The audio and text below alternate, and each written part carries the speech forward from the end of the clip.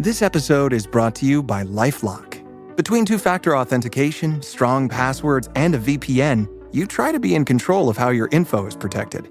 But many other places also have it, and they might not be as careful. That's why LifeLock monitors hundreds of millions of data points a second for threats. If your identity is stolen, they'll fix it, guaranteed, or your money back. Save up to 40% your first year. Visit lifelock.com/podcast for 40% off. Terms apply. The More Money Show with Steve Moore. Entertaining and informative on the Red Apple Podcast Network. Welcome back, folks. This is the More Money Show.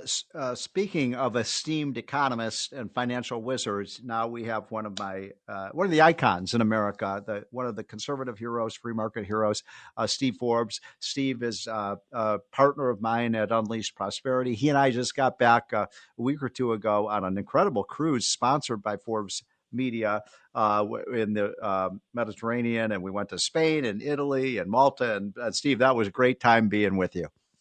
It was good fun, and got to see Carthage in Tunisia. Yeah, that was an amazing part. What was it? Was it Cato the Elder who every speech he gave said Carthage must be destroyed? And that's right. That was it was in the Third Punic War, as they called it. However, 100 years later, Julius Caesar said it's a great area, great port, critical to see the Mediterranean. Yep. So he resurrected Carthage. So he wasn't going to let the past get in the way of making Rome great again. Well, you and I are exactly. And incidentally, you guys at Forbes do those cruises once or twice a year. So people can, if they want to do that, they can sign up for that, right? That's right. They can go on Forbes.com and punch in Forbes Investor Cruises, or just go online for Forbes Investor Cruises. They get to hear geniuses, people like you. And you, and then it's amazing. I've done I think 3 or 4 of them with Steve Forbes, and they're really great. I mean, they're fantastic. Okay, Steve, I've got. By the way, instead of Carthage must be destroyed, I think you and I, every time we give a speech, it's Social Security must go private. We got to let people put their money into a private account because they would get such a higher return. And this is one of the many things I wanted to talk to you about. And by the way, we're going to have Steve on for 2 segments. Thanks for. This is going to be a short one. Then we'll have Steve on for a longer segment after our break. But Steve, you were the one who sort of invented the whole idea of letting young people put their Social Security payroll tax money into a personal account, have it invested in an index fund, and let it rise with the market. And you've been singing that tune for at least 25, maybe 30 years. If we had done that, every young people, somebody like me who's just about, 65, I'd have about 3 times more money that I'd get than Social Security is going to pay me. Why can't we get this done? Because everyone, the Democrats don't want to lose control. Republicans are fearful on the issue. That's right. And one of the things, though, is you have to make clear, which I did when I ran in 1996 for president. Yes. I went to Sun City in Arizona and broached that plan, but I made it very clear. Your plan is not going to change. Your benefits are not going to change. That's where Republicans have to get off this thing. Oh, we must cut Social Security benefits. I know. Get off of that. We have a decent economy. We have enough resources to pay people's benefits, promised benefits. Yes. But you make the case for your grandchildren, for younger people. This is the way to go to make sure they have something. Yes. And done right, they'll have far more. And even if you just put your money in CDs or treasuries over your working life, even if you're making minimum wage, you'll get a far bigger benefit, 2 to 5 times what you're going to get now from the current system. And you own it, not the politicians, and you choose the age at which you can withdraw the benefits, not have to worry about politicians saying, oh, you can or can't withdraw it. That's your decision. It's your property. Steve, we only got 2 minutes before the break. I mean, you're exactly right on all those things. I just add one other thing to what you just said. Let's say you turn 72 or 75 and you die. Now you have this money. You could actually turn that money over to your kids or your grandkids. Yeah, or your favorite pet. It's up to you. Right. It's your money. What now? One quick thing because literally in 90 seconds we have to take a hard break. But there is this proposal that I hate. It's by 2 senators, Senator Kaine of Virginia and one of the senators from Louisiana, Cassidy. And what they want to do is they want to have the government invest the money and put the government in the stock market. I think that's a horrible idea. Yes, call it pension fund socialism. Imagine the federal government owning the equities in this country. No, terrible. Terrible. That's something the socialists would love. So I'm not surprised the senator from Virginia, Senator Kaine, who ran for vice president under the Democratic ticket in 2016. Let us not forget, lost to Donald Trump and Mike Pence in those days. But it would end up giving them hundreds of billions, trillions of dollars. And when the government owns most of a company, that's pension fund socialism. They don't have to nationalize it. They control it anyway through your money. Crazy idea. You're right. So just to be clear, folks, what Steve Forbes and I are talking about is you get to own the money. The government doesn't own the money, and there's a big difference there. Okay, we're going to keep Steve Forbes on. We got a quick break. We're going to hear a quick news break, and then we'll be back with Steve to talk about the Trump economic agenda. This is the More Money Show, folks. Thanks for listening. The More Money Show with Steve Moore on the Red Apple Podcast Network.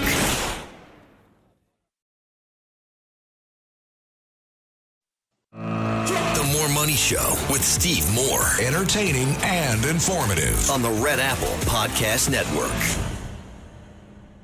Welcome back, folks. This is the More Money Show. We have on the line one of the icons in American finance and economics, Steve Forbes, who was a good friend. And Steve, I want to talk to you about policy, but I'm sure you've heard the news that another icon in the conservative movement, Ed Feulner, died, I think, yesterday.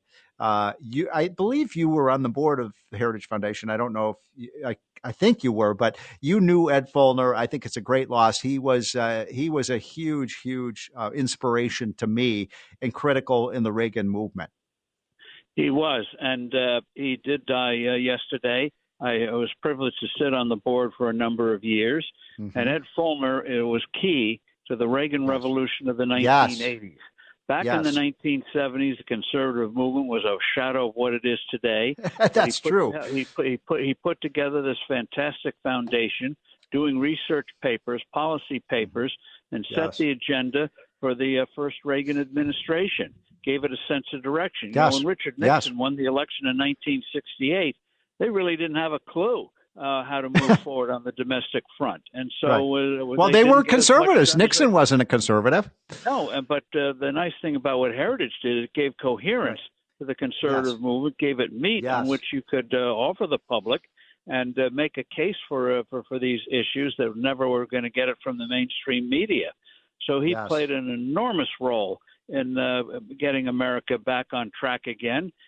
People forget today, but in the 1970s, we were seen as a nation in decline. The Soviet Union was seen as the rising nation. Malaise, inflation was here forever.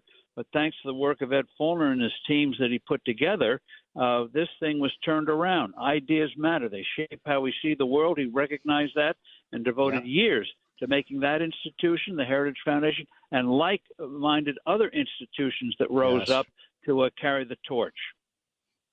I couldn't say it better. The one other thing that he did was there was a snot-nosed kid who had pimples on his face and 23 years old, just out of college, who he hired to be a research assistant at the Heritage Foundation. And that was a guy by the name of Steve Moore. And he really, was the guy who trained me to be, I wouldn't be in Washington today. I wouldn't be in this line of business if it weren't for Ed Feulner. And by the way, there are hundreds of other people like myself who kind of went to what I call Heritage University and learned about the conservative movement.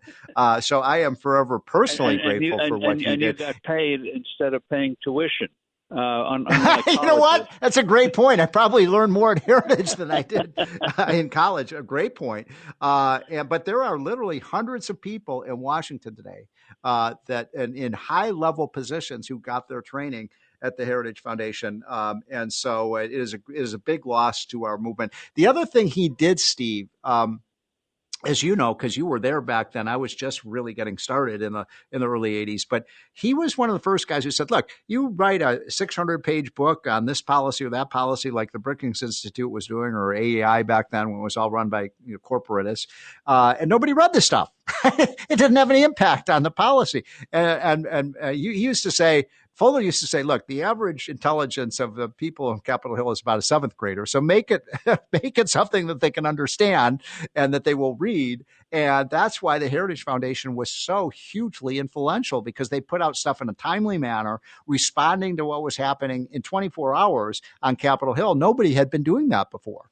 No, it's sort of an intellectual version of Paul Revere. Every night, yes. Spreading right. the alarm. Well said. Statists are coming. The socialists are coming. Here's what we can do about it. Here are the issues. And they did have that quick response, which is essential for our people who in the past had nowhere to turn to fight, get the ammunition to fight the statists, the big government people. He made that possible to fight back. So the other person, this has been a tough few weeks because we also lost another icon in the business community, and that was, of course, Fred Smith of FedEx. And I know you knew Fred as well. One of the things that it is important for people to know that when Fred, this story, Steve, you probably knew Fred better than I did, but he also took a shining to me, and I was proud to call Fred Smith a friend. But, people said, no way, you can never do that. This guy's crazy. He's going to try to build an international packaging thing that's going to get packages to somebody overnight. That can't possibly work. Well, the thing is, he went to Yale. He did a paper outlining this idea, and the professor was going to flunk him, but decided to give him a C. But because it would never work. And he overcame many obstacles. The story. The early days they were losing money, and he went one weekend to Las Vegas. And a brilliant man that he was, he won tens of thousands of dollars. What did he use it for? To meet the payroll. Oh my God. Yeah, it's amazing. The company going. Well, you and I were talking when we were on our cruise.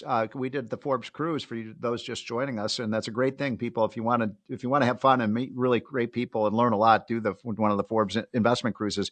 But you were telling me that at one point, Forbes, I think it was your grandfather. Forbes almost went out of business during the Depression and just kept to it and stuck with it. And I can't tell you how many business leaders I've met who said, we faced really tough times. We were close to going out of business, and then it clicked. And that stick-to-itiveness is really essential to being successful in business. Well, my grandfather loved that word, stick-to-itiveness. It was one of his highest words of praise. I must have learned it from him. Life never goes in a straight, wonderful line. The trend line may be good, but you're going to have ups and downs. And I wish they'd do a better job of teaching young people. It is going to be some rough rides along the way. But Calvin Coolidge was taught back when he went to college in the 1890s. He had a professor who told his students, get in the stream of life. Don't stay on the banks. When you're out, get in the stream of life, and you may not know where it's going to actually take you or where you're going to be guided to, but you got to get into it and see where it leads. You just can't stand on the sides. And well, you're exactly right. Sitting in the basements, not going in the stream of life, huge loss for them and huge loss for the country. It is. You just mentioned, we've been talking, folks, the last 15 minutes on the show of 4 icons. 5, I guess. Paul Revere. By the way, I'm going to steal your line on Paul Revere because that's a great point about Ed Follner. He was the Paul Revere of the conservative movement. But you got Paul Revere, you got Steve Forbes, you have Fred Smith. Yeah, thanks. So anyway, folks, this country is booming right now, and it's for many people who have been involved in making the Trump miracle happen, but Steve Forbes has been instrumental in that. Steve, thanks for joining on a Saturday afternoon. This is the More Money Show, and we will be right back. The More Money Show with Steve Moore on the Red Apple Podcast Network. I earned my degree online at Arizona State University.